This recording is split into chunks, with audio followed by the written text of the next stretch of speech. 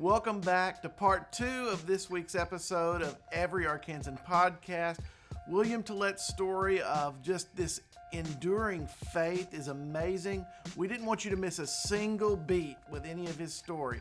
So jump right in and enjoy the second half with William Tollett.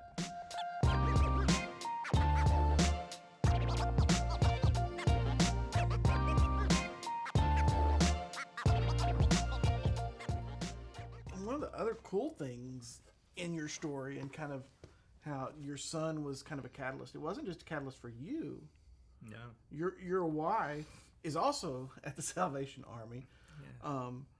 And talk a little bit about the women's ministry that she's kind of created there. Sure. Rhonda was an educator for 28 years, and when I transitioned from the rescue mission, we didn't really know where God was going to take us, and she felt prompted not to renew her contract. So we were both unemployed. Oh boy. And I've always feared that, but they've been the most precious moments when we've been there. But as she was seeking the Lord, the Salvation Army was beginning an international initiative called Pathway of Hope, and it's working with families, single mothers or full family units, blended families that have pretty much lived in intergenerational poverty, and it's helping to break that intergenerational poverty that they can live in independence and sustainability. And so in 2016, the Salvation Army, after a year's worth of studying our community, there was not a women's program, pretty much, that had any number of beds that they could really dedicate to women. And there was not much for families. Family Promise, a wonderful ministry and organization here in Central Arkansas we've worked and partnered with. But this new initiative brought a new challenge to us. And so here in Little Rock, we made that transition to women and families, and Rhonda had a background in social work. She was a social work education undergrad and an education master's, and my officer that I served with at the time, he asked me, would Rhonda have any interest in this area of ministry? And I thought, you know, one thing I've learned in 39 years of marriage is I don't speak for my wife. And I said, let me just share with her. So I went home that night and shared with her, and she said, well, I would love to, visit with them. And she went in and talked with him, and it wasn't an interview. It was more just trying to fill this out. And he hired her. And one thing I have not touched on, when I was at the rescue mission, the Dorcas House is their women's program for women in addiction and women of domestic violence.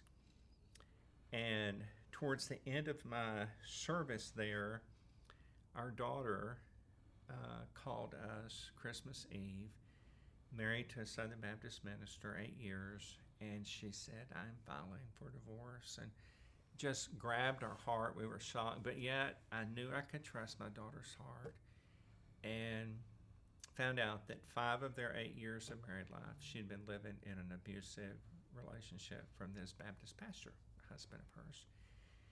And it broke my heart for both of them. So God began to soften our heart toward women's ministry then, not knowing what was coming down the road. And so Rhonda now serves as the Director of Homeless Services for the Salvation Army, and she administrates and oversees the Pathway of Hope program. So we see families and single women come through this program that have lived in generation after generation of poverty, and they get skill set training, they've gotten education, they've had housing stability, bought their first car, and have come off SNAP and other assistance programs. And there's nothing wrong with those programs. They're there for the purpose of exactly why these families needed them. But it was just a generation after generation, and they were always saying, how do I ever get out of this? Right. And so this just became the vehicle. And it came out of a 5-year study with Indiana University and the Lilly Foundation and the Salvation Army. And so we are now in our 3rd year, and we had a young lady, Deshandra, who was or is in the Army Reserves, and her husband left her pregnant with a 2nd child, and she was literally homeless, no family here in Arkansas. And someone referred her to the Salvation Army, and she quickly embraced and understood and had been raised in poverty and went to the Army to get out of the poverty cycle. But she embraced fully the intent of Pathway of Hope. And after a year, she had finished her degree she'd been working on. She was still in the Army Reserves. She now had 2 children, and she moved into her own home, bought her a car, and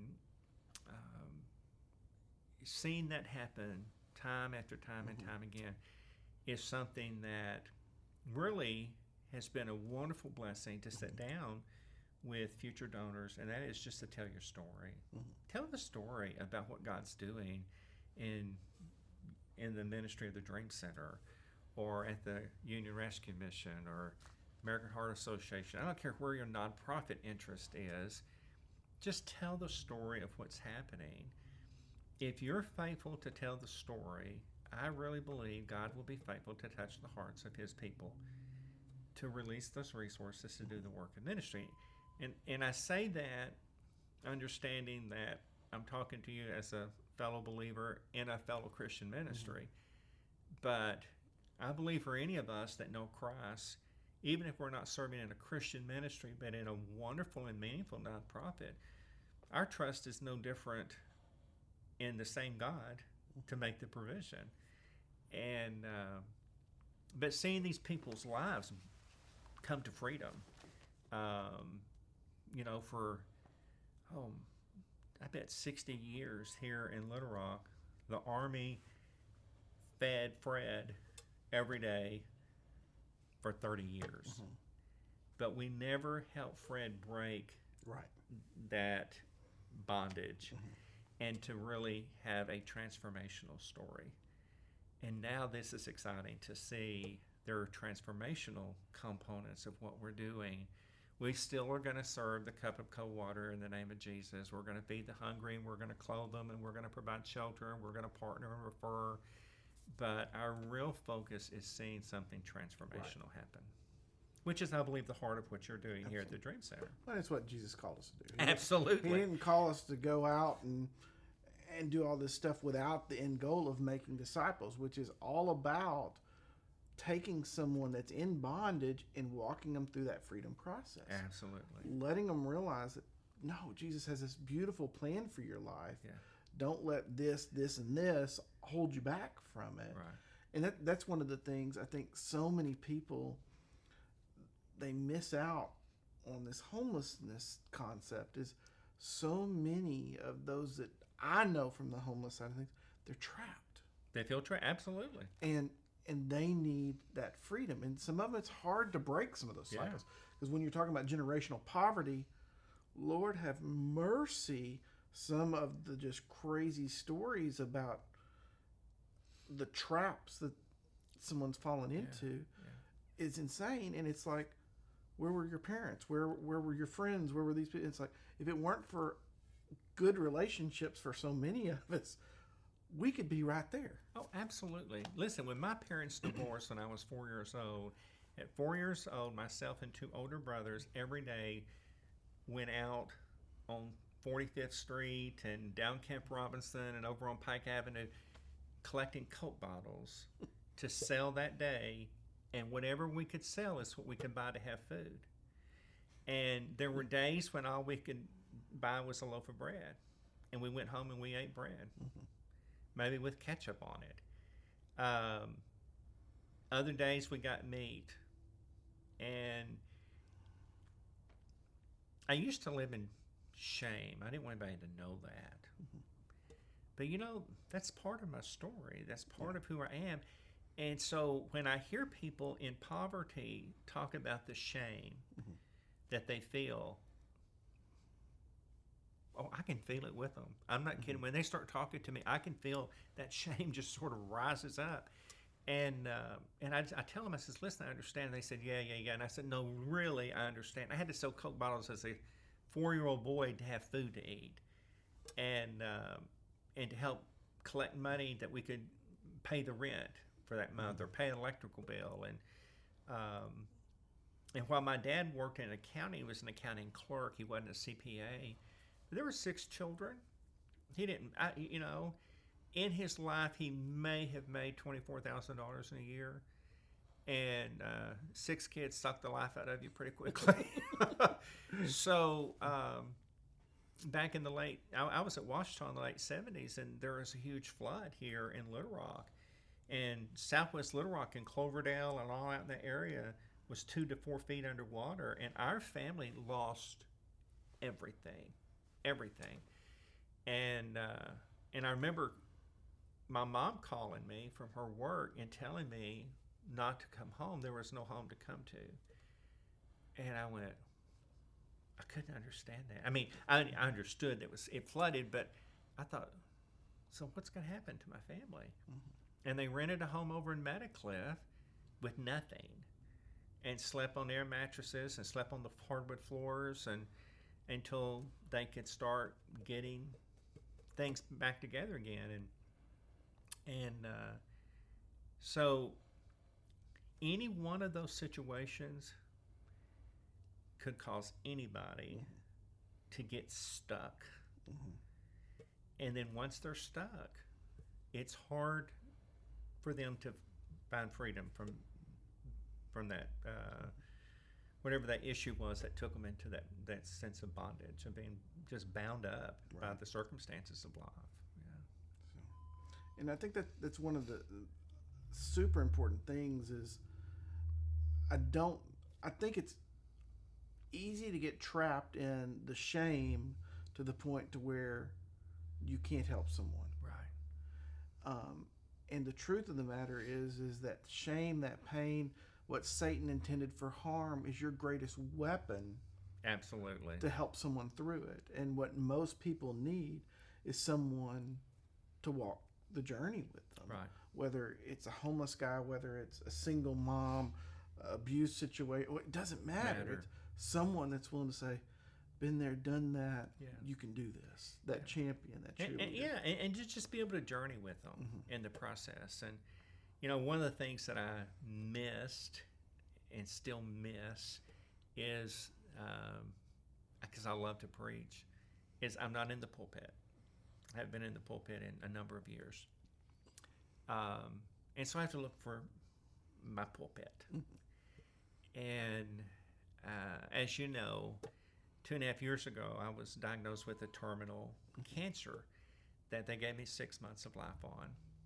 And of course, it caught me by surprise. I didn't expect that. But one thing immediately God settled in my heart was, this is your new pulpit. This is your new pulpit. Are you going to embrace it? And yes. One thing we learned with my son in addiction, we were not going to live in blame and shame with him. We were going to talk about the fact our son struggled with addiction. When our daughter dealt with domestic violence, we were not going to live with blame and shame. We were not going to ostracize our heads in the sand and say it didn't happen to her and not want any of our friends to know. No, we became very public about it. And so I went very public about my cancer because I wanted this new venue of my life to be something where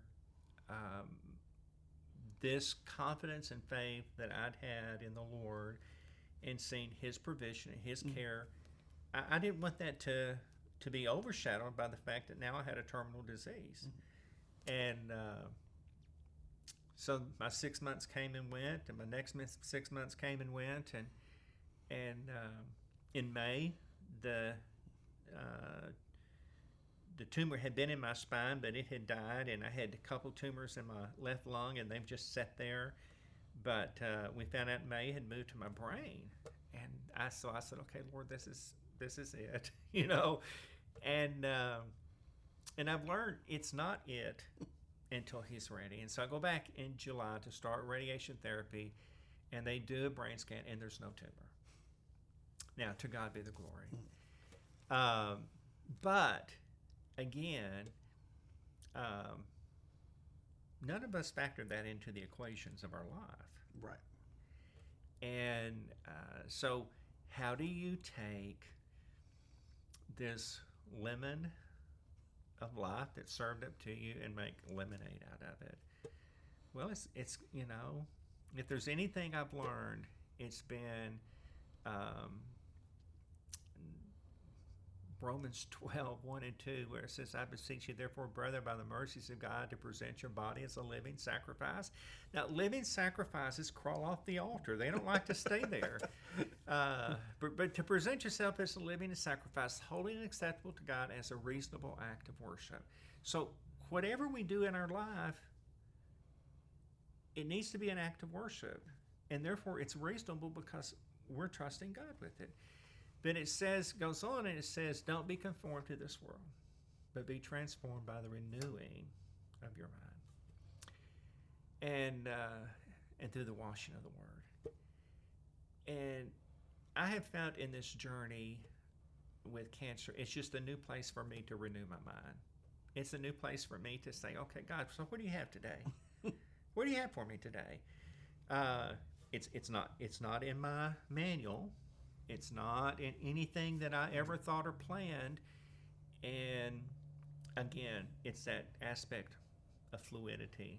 I've got to stay fluid. I've got to stay open, and have found that truly it has become a new little platform for me, not in the sense of what I do in caring for hurting people and struggling people and people in poverty, but it's a new kind of hurt that I see when I'm at Carti, setting what I call in the herds as we're waiting for scans and for different things to happen. And to just be willing to sit and meet somebody and say, hey, tell me your story about what's going on. And you know, they're stage 3 or whatever, and they said, what about you? I'm stage 4. I'm terminal. Mine's non-curable, non-reversible, you know. And they're going, how do you stay so optimistic? And so it just becomes a venue for me, because this journey I've had with the Lord since I was 19, I'm now 62 years old. It has been a journey where I've just know I can trust Him. And none of us know the length of our days, but He does, and I can trust Him with that. Now, I'm the prepared guy, so, you know, right after the diagnosis, man, I even went to the funeral home, planned my memorial service, wrote my obit out. All they got to do is drop in my date, you know. But I think God wants us to be, part of doing life is doing it with a sense of purpose, doing it with a sense of preparedness. And so even in this, some of our clients know my journey, and they just say, you know, William, you're in pain today, you're struggling, you're hurting, and I do live with that. I just embrace it. That's all you can do. And why don't you just take disability? You know, that's out there. You can do that. And I said, and do what? Sit at home? I have cancer? No. I said, I want to be here serving and helping and doing and investing in my community and in the lives of people. And so it's about choices. You know, it's about choices. And one of those choices that I've embraced is also the issue of just collaboration. You know, I love the collaboration we have with Arkansas Hunger Relief Alliance. and with the Heart of Arkansas United Way. Great organizations, and we collaborate with Ronald McDonald House for Kids, and with Children's Hospital, and Women and Children's First, and just so many wonderful, wonderful, outstanding service organizations right here in Little Rock, and